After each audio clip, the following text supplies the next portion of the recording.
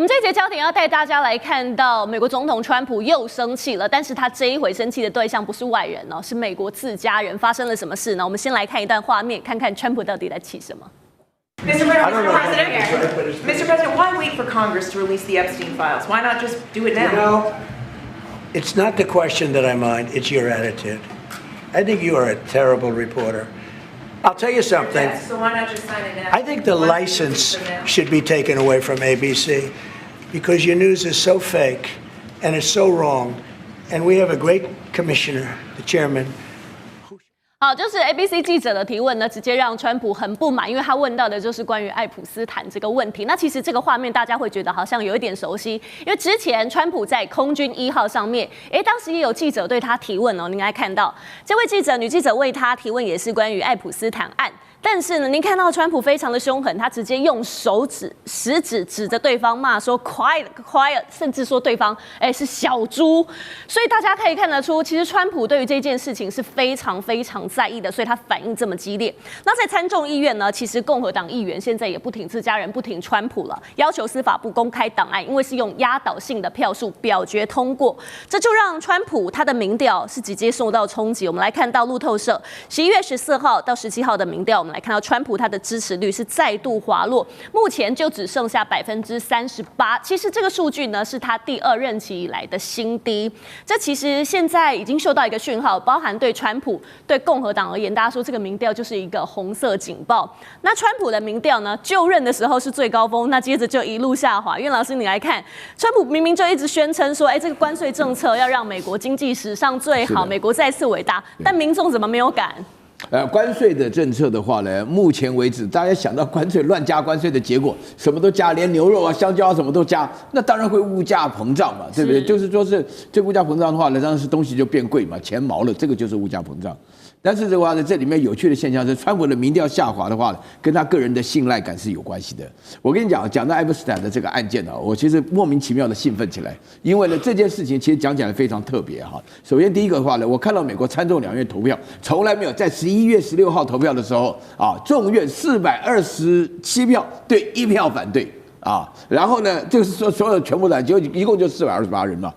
然后参议院100%通过，他就100人，对不对？那这个案件为什么特别呢？这个案件特别，我说句良心话，对西方人来讲的话呢，法律就是法律那么有很多很重要的人物比如克林顿连那个全身萎缩的那个霍金都在那边嫖过好几次那么有这种说法的话呢，其实这是人家的事情，我们不要管这人家的事情。但是他在2008年的认罪协议当中的话呢，一不小心公布了受害人的名单，结果受害人的话出了2件事情。第一个，受害人不知道他自己原来到那边去，他是觉得说领了一点钱，价钱都非常高都是心甘情愿的比如说一次的话呢，就是我们这边假如最好的50万台币，他的50万美金就这种情况下，问题是 pedophile 他有很多未成年。安德鲁王子就是玩了9次以后未成年那个的话呢，就是那美国这个国家是非常 emotional， 所以他那个情绪来讲，在大家面前哭所以我因为这9次以后呢，回去家不成家什么，现在他最近自杀了。那大家一下子全部都开始讨伐。那个川普他本身在当选之前呢，在选举的时候他在强调这个有什么好骂，这些都是混蛋，就要马上公布这个档案。结果当选上以后他才突然发觉话讲太早，里面他不但有档案，有文字档，还有照片档而且照片档里面居然就跟那几个未成年在一起。我都看过，所以我莫名其妙的兴奋起来，真的蛮漂亮的所以在这种情况下的话呢，就是说他自己呢，就是说讲，一直到了这个不久之前他在讲，就是我们刚刚讲到众议院投票那次他突然一改作风，他原来都一直用骂的，讲的 little pig 什么的，在骂人的时候都要公布，问到这个事情他就非常激动的，非常生气就不管，那旁边是萨拉曼王子，是美国最大的一笔生意要来，他都不管，那么乱骂人。好了，那现在的问题是他突然改风。他一改口风要投票的时候，所以说才会出现这个投票的结果。但是突然出现这个结果以后呢，在通过以后，他真的没有想到，在公布内容当中，你知道这个档案里面有多少页？这个档案里面要上差不多5、6万页里面的话夹杂非常多的照片，甚至还有就欧美的达官贵族全中不中的话大概就是圣人了可以到天主教去当神父了。那在这种情况之下的话呢，那川普本身他自己完全不知道，因为这个人做事情他的绯闻太多了啊，就是说他跟那个 A 片女优在一起也拍过嘛，然后他被人家控告说什么强暴什么，他都有嘛，对不对？所以他自己根本都记不得了，他有一点担心这个期中选举的问题。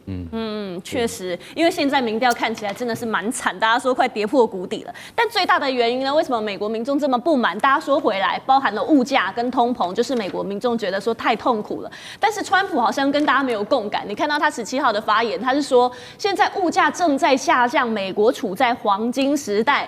但是你要问说物价有没有涨的话，那一定是民众最有感嘛，因为荷包就是一个最现实的问题。而且这个美国的消费者物价指数，从川普他宣布对等关税之后，一路上涨，4月份2.8%，6月份2.9%，7月3.1%，到9月3%。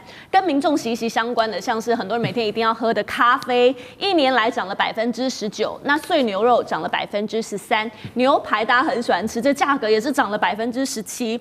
那现在大家每一天回到餐桌上，就看着餐桌，就是觉得大家最痛苦的来源，因为好贵哦。那川普也不得不低头，他就赶快宣布了，说我减免200多项的食品的关税，包含了咖啡、牛肉、香蕉，大家常常生活当中需要的。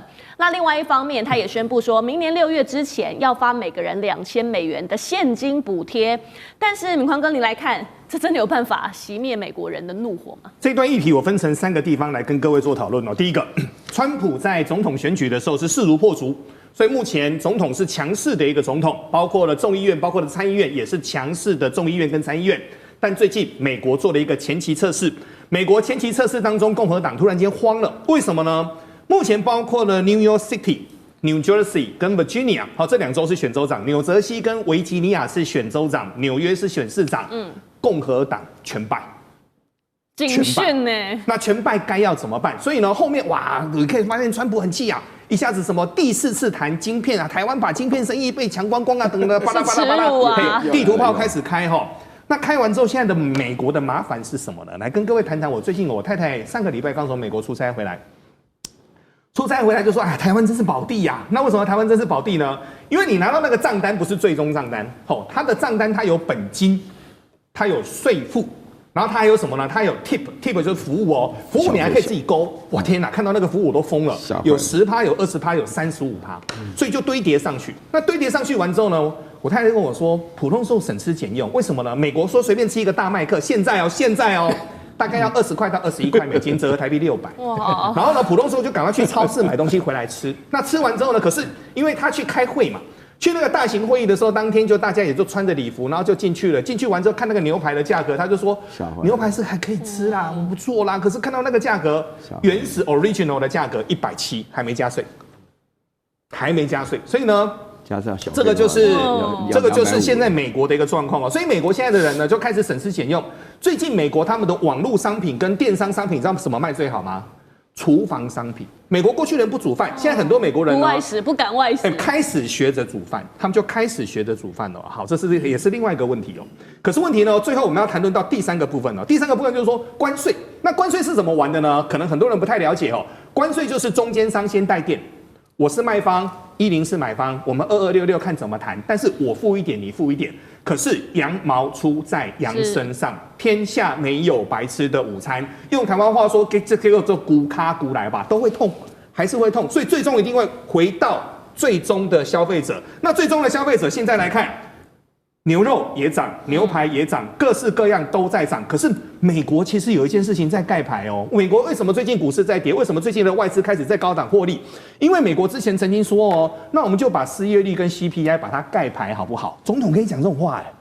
总统可以讲这种话，那现在我听到的时候，我也都觉得下巴快掉下来了。这么重要的数字怎么可以盖牌呢？可是美国的失业率正在慢慢的扬升当中 ，AI 要负很大的责任。为什么呢？很多人都以为 AI 能救世界，没有，第一层的工作被 AI 给取代掉了。所以我简单的说，为什么川普在这个时间点急急忙忙要发2000块美金？没有钱呢，口袋没有钱呢，还是要发，因为纽约、纽泽西、维吉尼亚这3个都输。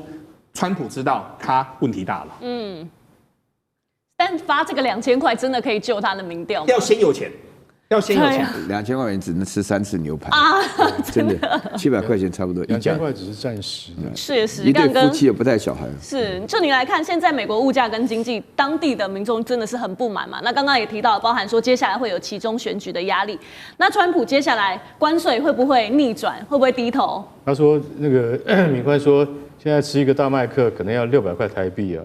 当然那是把其他的东西加进去啦，连那个小费啊，是。